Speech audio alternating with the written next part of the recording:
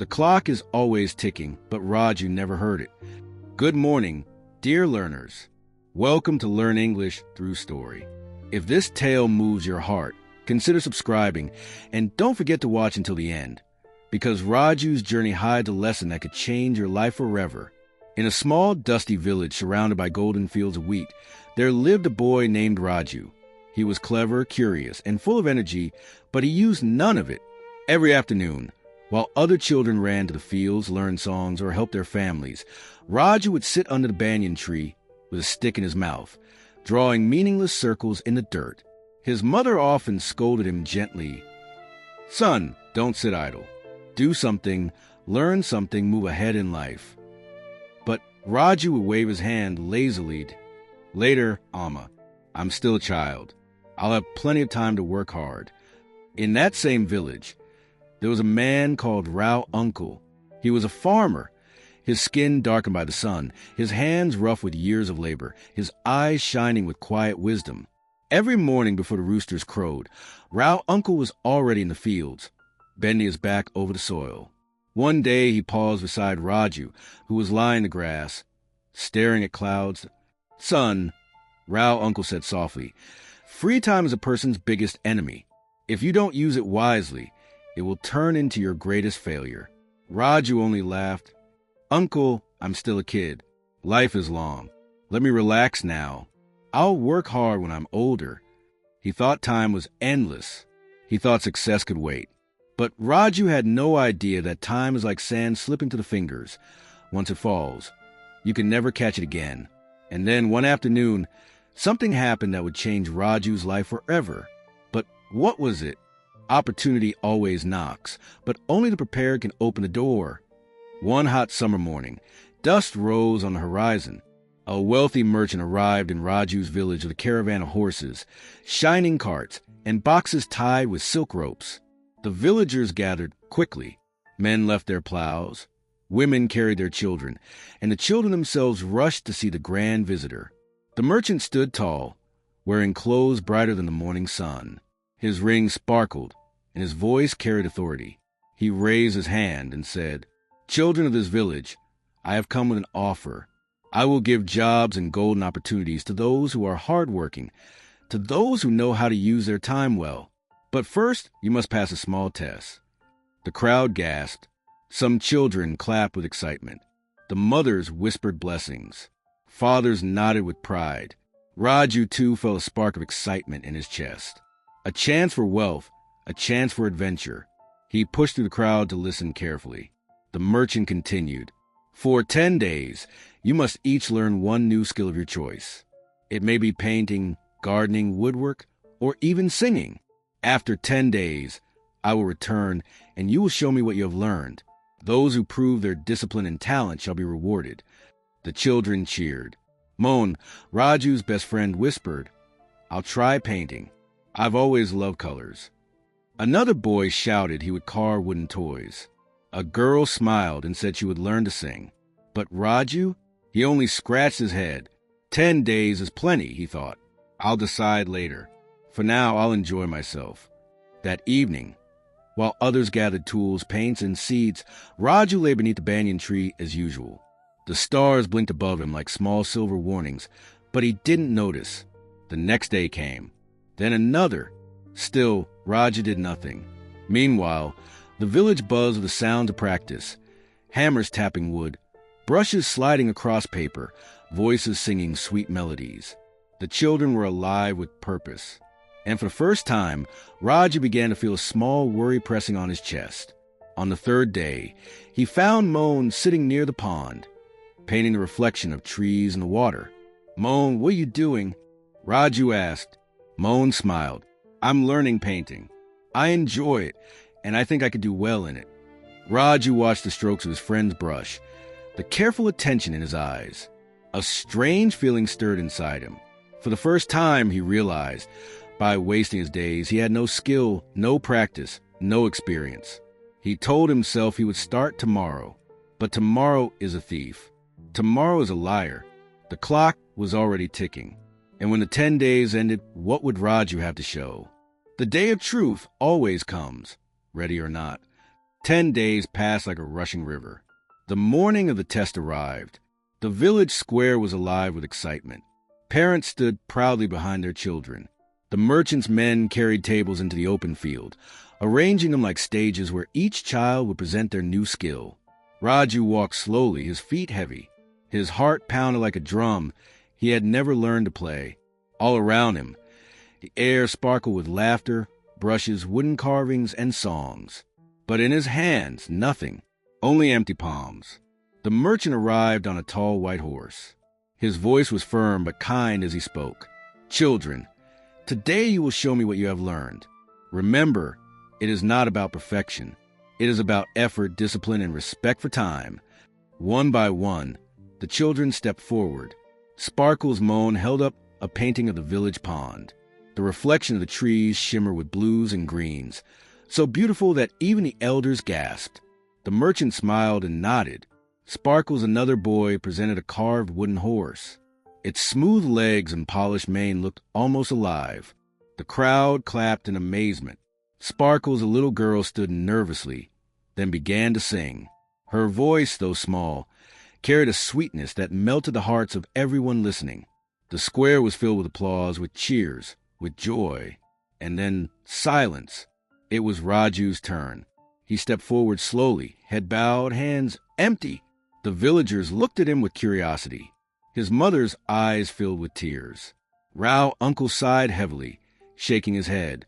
The merchant studied Raju for a long moment. His voice was calm but sharp as a blade. "Son, why did you not learn anything in these 10 days?" Raju's lips trembled. He wanted to speak, but shame weighed on his chest. Finally, in a broken whisper, he said, I wasted my time." The words hung in the air like a dark cloud. The merchant's eyes softened. He said quietly, almost like a father, "Remember this, child. Free time is like gold. If you waste it, regret will follow you. Time waits for no one." Raju's face burned with shame. The children looked at him with pity, the adults with disappointment. But inside his heart, something powerful awakened. A sharp, painful realization. For the first time in his life, Raju understood what his mother had always said, what Rao uncle had warned him, what the merchant had now confirmed.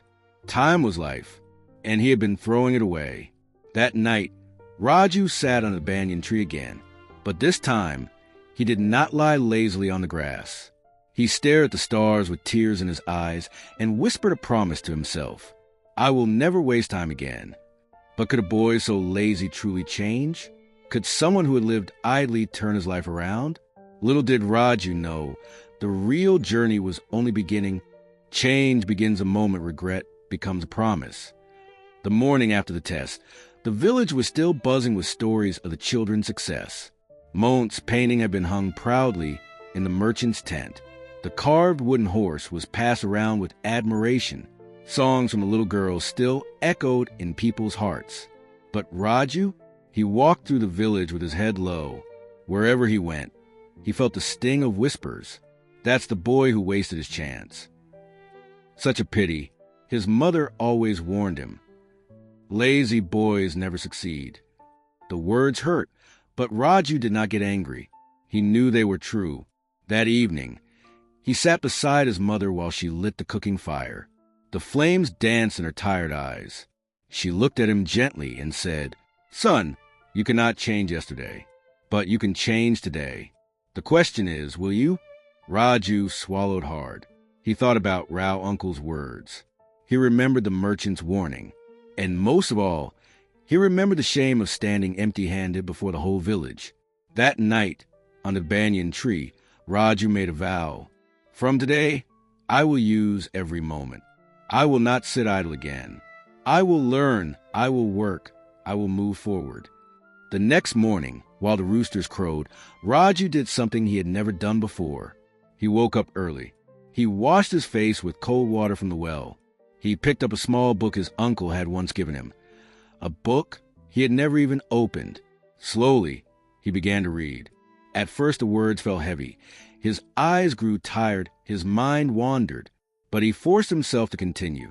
When the sun rose, he went to Rao uncle and asked, "Uncle, Can I help you in the fields?" The old farmer raised his eyebrows in surprise, but nodded. That day, Raju's hands blistered, his back ached, his clothes were soaked with sweat. But for the first time, he felt the joy of honest work.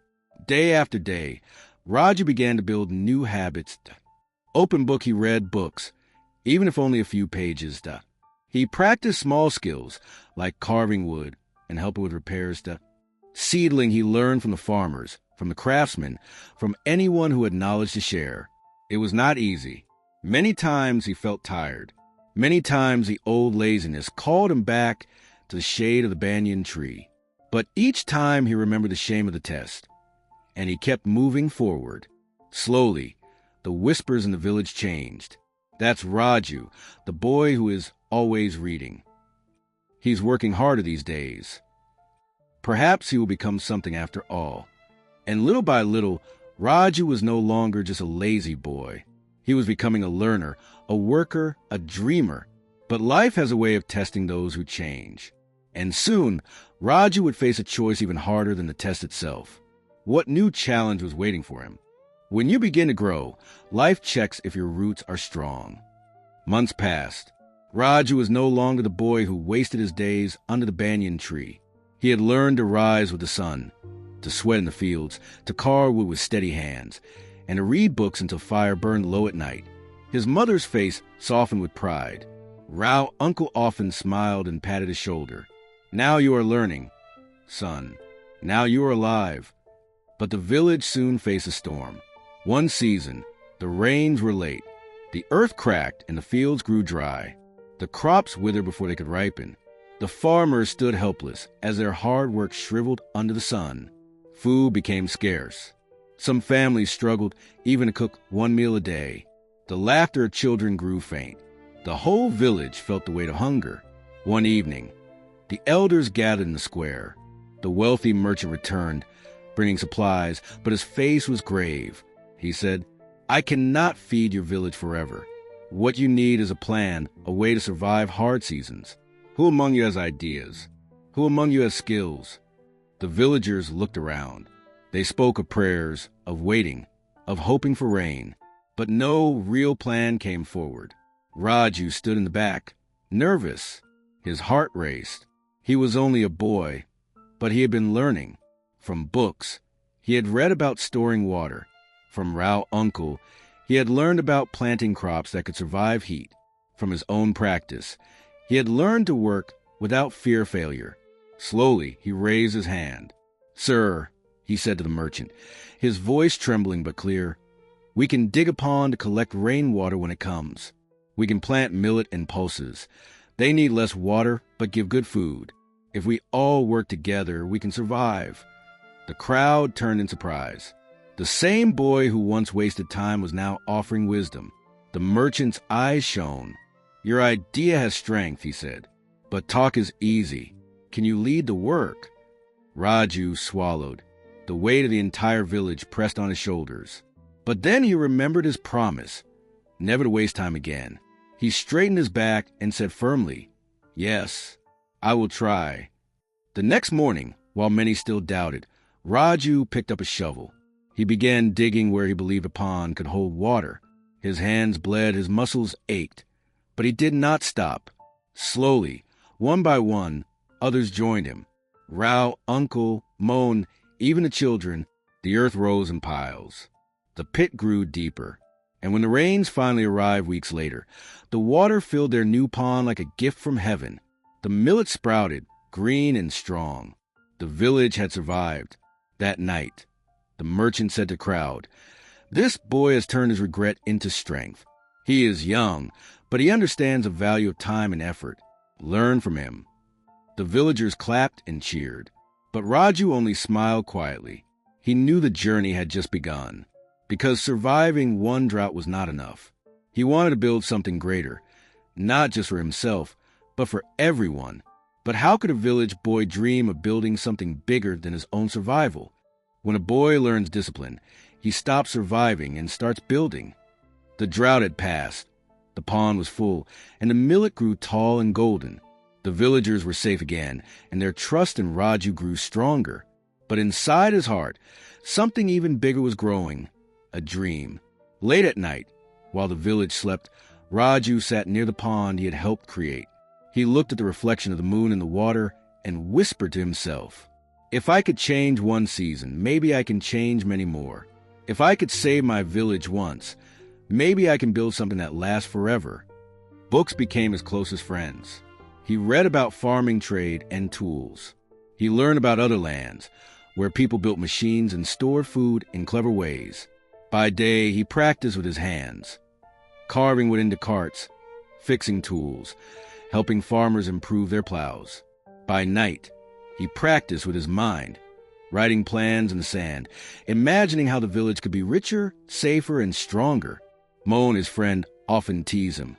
"Raju, you no longer sit idle, but now you hardly sleep. What are you thinking about all the time?" Raju smiled. "I'm thinking about tomorrow. A tomorrow where no one in this village goes hungry. A tomorrow where we use every moment wisely." His mother listened quietly one evening as he shared his dreams. She placed her hand on his head and said softly, "My son, I once feared you would waste your life, but now I see a fire in your eyes. Hold on to it. Do not let it go." Slowly, Raju began to gather the youth of the village. He showed them how to carve toys and sell them in nearby towns. He taught them what he had learned from books, how to save grain, how to repair tools, how to make small profits grow into larger ones. At first, some laughed. "He's just a boy. What does he know?" But when they saw how the toys brought money, how the grain stayed fresh through the season, how their families began to live better, the laughter turned into respect. And Raju, once the lazy boy under the banyan tree, was becoming something no one expected, a leader. But with leadership came challenges. Not everyone in the village was happy with his rising influence. Some elders felt threatened, some traders felt jealous. And soon, Raju would face a test far greater than hunger or laziness. Because when a dream grows, so do the enemies who wish to break it. Every dream will be challenged, not by strangers first, but by your own people. Raju's ideas were spreading. Children no longer wasted their evenings. They learned songs, painted, or helped craft wooden toys. Farmers experimented with new crops that Raju had read about. Slowly, the village that once struggled was becoming a place of hope. But not everyone celebrated. A few elders muttered among themselves, "Who is this boy to tell us what to do? He is too young. What does he know of life compared to us?" Even some traders from nearby towns grew uneasy. "If this village becomes clever, they won't need us," they whispered. One evening, as Raju addressed a group of villagers about starting a small grain storage system, an old man stood up, his eyes sharp. "Raju," he said sternly, "we respect your energy, but do not forget, you are just a boy. You failed the merchant's test once. Why should we trust you now?" The crowd fell silent. Raju felt the sting of the words. His failure still lived in people's memories. For a moment, the old laziness tried to creep back, whispering, "Maybe they're right. Maybe you're not ready." But then, he remembered the night he promised under the stars. He remembered the shame of standing empty-handed. And he remembered the pride in his mother's eyes when she saw him change. He took a deep breath and spoke. "You are right. I failed once. I wasted my time. But that failure taught me the value of every moment. That failure is why I work hard today. If you don't trust me, look not at my words, but at the pond we dug. Look at the millet we harvested. Look at the toys we sell. Judge me by results, not by age." The villagers murmured. Some nodded in agreement. Even the stern old man's eyes softened just a little. Rao uncle stepped forward, his voice strong. "I have worked beside this boy. He has more discipline now than many men twice his age. If you still doubt him, then doubt me as well, because I believe in him." The silence broke into applause. One by one, the villagers pledged their support, but deep in the shadows, a few still plotted. Envy is a dangerous seed, and soon Raju would discover that progress always attracts opposition. The question was, would he break under pressure or rise higher than ever before? True strength is proven not in comfort, but in resistance. Despite whispers and doubts, Raju did not stop. He woke before dawn, read his books, worked in the fields, and guided the youth. His energy became contagious. Together, the villagers built small storage huts for grain, carved toys, and even wove baskets to sell in nearby towns. For the first time in years, families had more than they needed. There was food on the table, coins in their hands, and smiles on their faces. But jealousy lingered. A few traders from the next village overgrew worried. They feared losing customers to Raju's new ideas.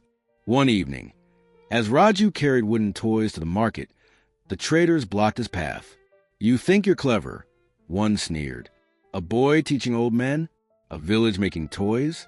Who will buy from you when we sell cheaper?" Raju stood firm. His voice was calmed. "Maybe you can sell cheaper, but we sell with love, with quality, with honesty. That is worth more than a coin."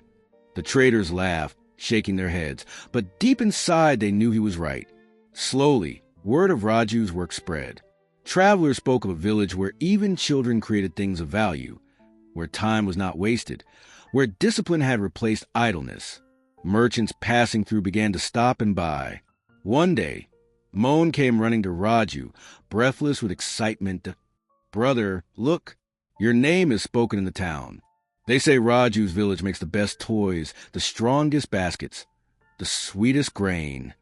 Raju felt his chest tighten with gratitude. Not pride for himself, but joy for his people.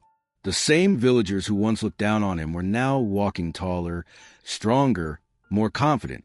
Yet, deep inside, he remembered the boy he used to be, the lazy dreamer under banyan tree, and he whispered to himself, "Never again. Every moment is gold. Every moment must be used." Years passed. Raju grew from a boy into a young man. His small efforts became a business. His business became a livelihood. And soon he was not just respected in his village. He was known in many villages nearby. But success comes with its own weight. More responsibility, more decisions, more temptations. And Raju's greatest challenge was still ahead.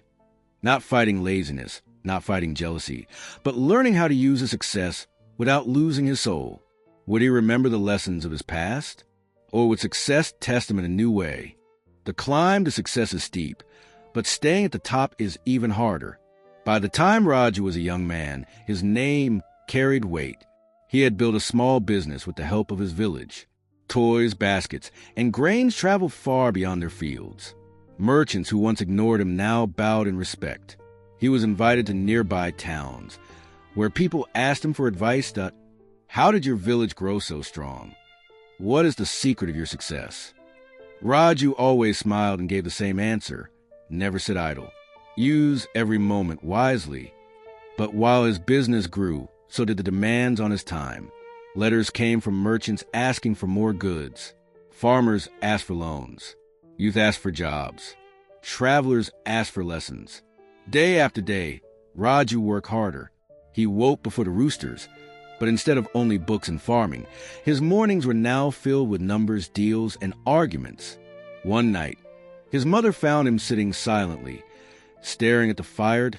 "Son," she said softly, "you're doing well, but tell me, are you at peace?" Raju hesitated. The truth was, success had brought him honor, but also pressure. His mind often raced faster than his body. He was no longer idle, but he was sometimes restless. That night, he walked alone to the banyan tree, the same place where his laziness had once ruled him. The branches swayed in the moonlight, whispering like an old friend. He closed his eyes and remembered the past, the laughter of children on test day, the shame of failure, the vow he had made to himself. He realized that using time wisely did not mean filling every moment with work. It also meant choosing with wisdom, choosing rest when needed, choosing family, choosing learning, choosing balance. The next morning, Raju changed his routine. He worked, but he also taught. He built, but he also rested. He shared his knowledge freely with others, so that the weight would not rest only on his shoulders. And slowly, his success became lighter. Not just his victory, but the villages. Everyone had a part, everyone had a role. The merchant who once tested him returned years later. He looked around the busy fields, the full storerooms, the happy children, and said, "Raju, you were once the boy who wasted his time. Now you are the man who built time into gold." Raju bowed his head humbly and replied, "I was once empty-handed, sir, but failure taught me discipline. Discipline taught me wisdom, and wisdom taught me to share." The merchant smiled. "Then you have learned the greatest secret of all. Success is not what you keep, but what you give." The crowd clapped, and Raju's mother wiped her tears. The boy who once slept under the banyan tree had not only risen, he had lifted an entire village with him. But deep inside, Raju knew one truth would always remain. Time is life. Waste it, and you waste yourself. Use it, and you build a future for all. Time is the only treasure that belongs to everyone, but only the wise turn it into gold. Years passed, and the boy who once wasted his days under the banyan tree became a man respected far beyond his village. His business thrived, his people prospered, and his name became a symbol of hard work and wisdom. But whenever anyone asked, "What is the secret of your success?" Raju never mentioned wealth or trade or luck. He simply smiled and said, "Never sit idle. Use every moment wisely. That is the greatest key to success." The villagers would nod. The children listened carefully, because they all knew his words were not theory. They were born from his life, from his failure, from his transformation. One evening, Raju returned to the banyan tree, where his journey had begun. The tree was older now, its branches heavier, its shade deeper. He touched the rough bark and whispered, "I once wasted my time here, but it was here I also found my promise." And that promise changed everything. The wind carried his words, as if the tree itself remembered. And so, friends, here is the truth Raju's story teaches us. Wasting time is one of the greatest mistakes we can make. The time we have right now will never come back. If we use it wisely, it becomes the foundation of our dreams. Light bulb in English, we say, time waits for no one. It means you cannot pause life. Every moment passes. The question is, will you waste it or use it? We also say, idle hands are the devil's workshop. It means laziness often leads to regret, while discipline leads to growth. And here's one more. Make hay while the sun shines. Use your opportunities while they're available. Don't wait until it's too late. Now, I want you to reflect. Backhand index pointing right if you were Raju. What promise would you make to yourself today? Backhand index pointing right, what skill, habit, or dream could you begin right now, instead of waiting for tomorrow? Because tomorrow is a polite liar. The only true time is today. So, my dear learners, thank you for watching Learn English Through Story. If Raju's journey touched your heart, don't forget to subscribe, like, and share this story. And tell me in the comments, what do you want to learn if you stop wasting time today? Remember, those who use their free time wisely are the ones who climb the ladder of success. The choice is yours. Glowing star.